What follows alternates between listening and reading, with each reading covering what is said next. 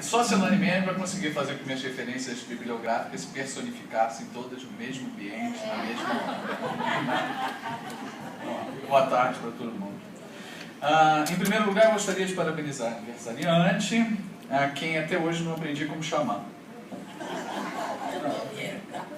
Mas olha bem, Antonieta me parece muito íntimo, Celane muito formal. Parece que estou lendo um artigo, Celane 2004. Professora é muito limitador, ela foi minha professora, orientadora, colega de grupo de estudo, amiga, mãe, na hora das broncas, prazos, revisões.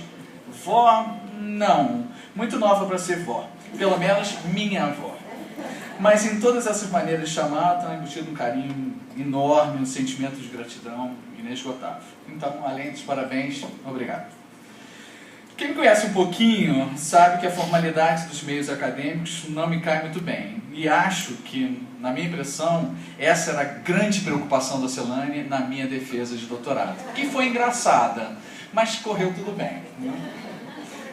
Tudo bem.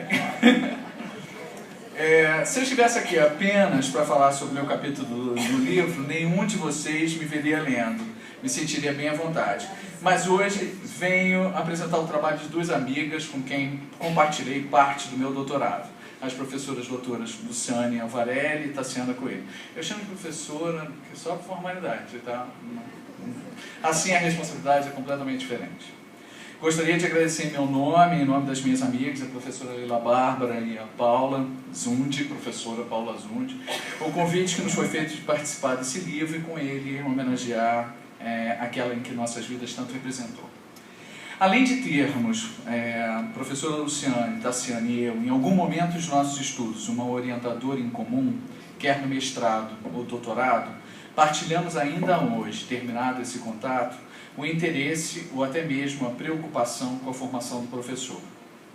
Em nossos capítulos, discutimos nossas experiências como professores pesquisadores de nossas próprias práticas. No caso das professoras Luciane e Tassiana, seu contato com alunos de graduação em letras, de universidades particulares do Vale do Paraíba, e no meu caso, ao investigar a visão de meus colegas de trabalho em uma instituição pública de ensino fundamental e médio do Rio de Janeiro. Se vocês ainda não notaram, eu sou o carioca da Celane.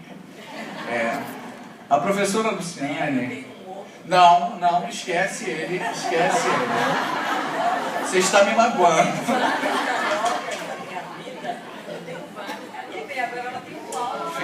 Eu acho que eu tenho que me retirar. Meu mundo caiu. Pode ser o único. Vamos lá. A professora Luciane, em seu capítulo intitulado A Reflexão Conjunta de Professor e Alunos, Conscientização sobre o Processo de Desenvolvimento da Produção Oral, relata uma investigação junto aos seus alunos que teve por objetivo descobrir como atividades realizadas em suas aulas contribuem para o desenvolvimento da produção oral e para a conscientização dos alunos acerca do processo de ensino-aprendizagem de uma língua estrangeira. O estudo desenvolvido por essa professora pesquisadora se configura em uma pesquisação e lança mão da fenomenologia, Van Menen, em 1990, para a interpretação dos textos. Ao longo da disciplina Língua Inglesa 2, foi desenvolvida uma série de atividades que iam da encenação de peças de teatro, passavam por apresentações em grupo e individuais e culminavam em um debate. Ao longo dessas atividades, os alunos e a própria pesquisadora mantiveram diários reflexivos e participaram também de sessões reflexivas com o intuito de que professora e alunos participantes assumissem uma postura questionadora e transformadora sobre os conceitos que possuíam a respeito de como se dá o processo de ensino-aprendizagem e do desenvolvimento da produção oral. Fazem isso tentando compreender os fenômenos específicos que aparecem dentro de um contexto social também bastante específico, a sala de aula. Apoiada no socio-interacionismo de Vygotsky em teorias de formação crítico-reflexiva, a professora Luciane discute como atividades voltadas para o desenvolvimento da competência oral de futuros professores de língua inglesa podem se tornar espaços para uma reflexão crítica. A reflexão como estratégia de leitura em língua inglesa, uma experiência na formação de professores, dá nome ao capítulo escrito pela professora Tassiana Coelho. Nele, a pesquisadora inicia seu capítulo retomando a importância da abordagem instrumental no Brasil, na qual Maria Antonieta Alva Celane teve papel fundamental. e afirma que a prática reflexiva dos profissionais que optam por seguir os caminhos dessa abordagem torna-se uma constante ao desenharem seus cursos, na definição do conteúdo que trabalharão com seus alunos, na preparação dos materiais e até mesmo na forma que conduzirão suas aulas e avaliarão seus resultados. Esse posicionamento reflexivo propiciará o surgimento de uma mudança nas atitudes de seus alunos.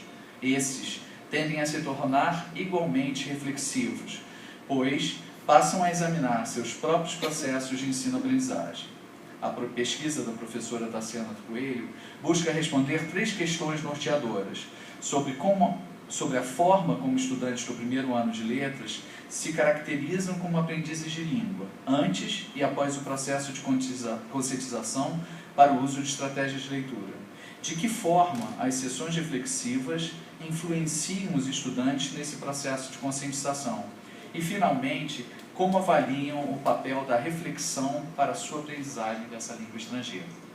Para responder tais questionamentos, diferentes instrumentos foram utilizados: questionários e diários reflexivos, além de entrevistas e sessões reflexivas. Assim, no âmbito da abordagem instrumental no Brasil, a professora pesquisadora Tassiana Coelho relata o sucesso de uma experiência voltada para a conscientização sobre o uso de estratégias de leitura por alunos que cursam o primeiro ano do curso de línguas. Em meu capítulo, que só agora eu notei, eu não falo qual é o nome dele e o título dele, revisito os dados de minha pesquisa de doutorado, para refletir sobre o desenvolvimento complexo e imbricado do saber global localizado por professores de língua em uma escola pública do Rio de Janeiro. Investiguei nessa pesquisa o fenômeno da discussão do que nomeei de assuntos complexos, na perspectiva de professores e alunos. A complexidade de Morin, Moraes, Mariotti, Dema, entre outros, me serviram de base teórica para que pudesse compreender o que se passava em minha sala de aula e na de meus colegas professores. Os textos foram gerados e interpretados segundo rotinas inerentes à abordagem hermenêutico-fenomenológica, proposta por Vommeni em 1990 e melhorada por Freire em 2005-2007, aqui presente.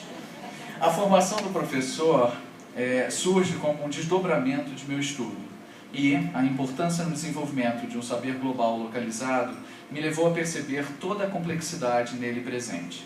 Os princípios recursivo, dialógico e hologramático evidentes nessa formação são discutidos neste capítulo, a partir das contribuições de meus colegas professores de línguas e minhas próprias reflexões. Ao ler os 3 capítulos que acabei de apresentar, percebo de forma ainda mais clara como Maria Antonieta Alba Celani, em seu processo de orientação, revela toda a sua complexidade, aberta à escuta de seus alunos e, sensível às necessidades de seus orientandos, não se fecha ao que é novo ou desconhecido, enfrenta a incerteza e manifesta toda a recursividade existente em ajudar, receber, trocar, mudar, se mudar continuamente. Um exemplo desse constante aprender ficou bastante claro para mim quando, em um de nossos encontros de estudo sobre a abordagem hermenêutico-fenomenológica, do qual Celani faz parte, ao ser perguntada por que tinha se unido ao grupo, ela responde: para aprender, claro. O princípio dialógico da complexidade se materializava em nossos encontros de orientação. Nesses encontros, cada um de nós, seus orientandos, quase sempre com o mesmo norte, a formação de professores, éramos convidados a apresentar nossas pesquisas. E podíamos perceber claramente como os opostos dialogavam com naturalidade, maturidade e, acima de tudo, respeito. O único princípio que acredito Antonieta Celani não obedeça por completo seja o princípio hologramático. Este princípio defende que a parte está no todo e o todo está na parte. E em seu desdobramento, que abandona a ideia cartesiana e estabelece que a soma das partes pode ser maior ou menor do que o todo. No seu caso, Antonieta, ao sermos seus orientandos, sempre a soma das partes foi muito mais do que o todo. Parabéns mais uma vez. Obrigado.